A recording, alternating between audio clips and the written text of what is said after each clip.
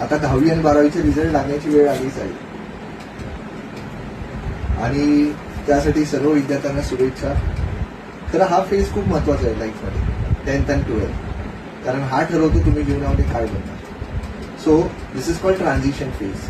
ह्याच्यामध्ये जो योग्य निर्णय घेतो तो जीवनात यशस्वी होतो. पालकांनो आणि विद्यार्थी मित्रांनो, जेव्हा 10वी आणि 12वीचा रिझल्ट लागतो आणि हा आपल्या करिअरमधला एक इम्पॉर्टंट ट्रान्झिशन फेज आहे, त्यावेळी जे करिअर, जी दिशा तुम्ही निवडाल ते पुढे ठरवणार तुम्ही यशस्वी होणार का अपयशी. 10वी आणि 12वीचा रिझल्ट लागणार आहे, तर माझी अशी अपेक्षा आहे म्हणजे पालकांकडून आणि विद्यार्थ्यांकडून, प्लीज प्लीज प्लीज करिअर निवडताना चूक करू नका. पालकांना विनंती आहे, आपल्या पाल्याशी कृपया संवाद साधा, समजून घ्या त्याला कुठलं क्षेत्र आवडतंय. म्हणजे नुसते टक्केवारी किंवा तो अभ्यासू आहे म्हणून त्याला क्षेत्रामध्ये, एखाद्या क्षेत्रामध्ये टाकू नका. समजून घ्या की त्याचा कल कुठल्या क्षेत्राकडे आणि त्या क्षेत्रामध्ये तो जर गेला तर तो नक्कीच त्या क्षेत्रामध्ये एक्सेल करेल.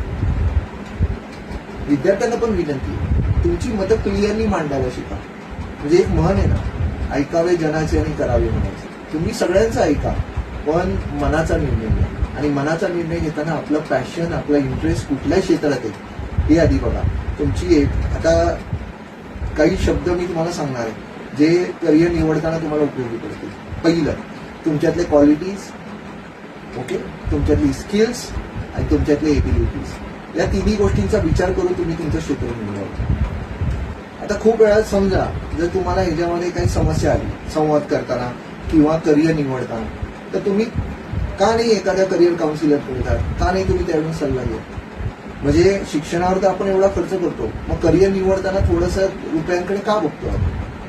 म्हणून माझी पालकांना आणि विद्यार्थ्यांना अशी विनंती आहे की मित्रांनो, हा important phase of your life आहे. रिझल्ट नंतर तुमचं करिअर निवडणं हा एक इम्पॉर्टंट फेज आहे, ज्यामध्ये तुमची एबिलिटीज, तुमच्या स्किल्स आणि तुमच्या क्वालिटीज मॅच करतात. तर आता 10वी आणि 12वीचा रिझल्ट लागणारच आहे, त्यासाठी सगळ्या विद्यार्थ्यांना शुभेच्छा आणि तुमच्या भावी यशस्वी आयुष्यासाठी पण शुभेच्छा.